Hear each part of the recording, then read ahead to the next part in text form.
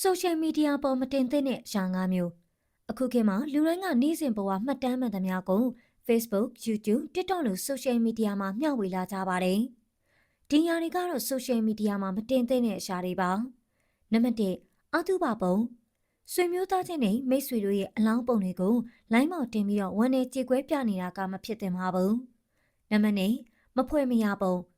မဖွဲ့မရပုံတွေနဲ့လိင်ပိုင်းဆိုင်ရာကိစ္စတွေကို line ပေါ်မတင်သင့်ပါဘူး။အခုခေတ်မှာလူငယ်တချို့ကမိန်းကလေးအပြိုလေးတချို့ကပါလိင်ကိစ္စနဲ့ပတ်သက်တဲ့ဗီဒီယိုတွေကိုအကောင့်မှာ share လာကြပါတယ်။နံပါတ်3 personal ကိစ္စတွေညှဉ်းညူတာသမီးစားပြဿနာတွေအလုပ်ထဲကပြဿနာတွေနဲ့အိမ်တွင်းရေးကိစ္စတွေကိုမိမိအကောင့်မှာစာရှိကြီးရေးပြီးညှဉ်းညူပြတာမျိုးမလုပ်သင့်ပါဘူး။အဲ့လိုကိစ္စတွေအတွက်ရင်ဖွင့်နိုင်မှု group တွေရှိပါတယ်။ရင်ဖွင့်လို့ရတဲ့ group တွေမှာဒီပြဿနာတွေကိုစာရေးပြီးကြိုက်တဲ့လောက်တင်ပါ။နံပါတ်4ဝင်ငွေကြွားခြင်းကိုယ့်ရဲ့လောက်ဆောင်ဝင်ငွေဘလောက်ရနေဆိုတာကို line ပေါ်တင်ပြီးမကြွားသင့်ပါဘူး။မနာလိုသူတွေနဲ့ပတ်စံချေးမဲ့သူတွေရဲ့အန္တရာယ်ရှိနိုင်ပါတယ်။နံပါတ်5အသုံးဆောင်ကြွားခြင်းကိုယ့်ရဲ့သုံးဆောင်တွေဈေးကြီးတဲ့စားစရာတွေကို line ပေါ်တင်ပြီးကြွားတာက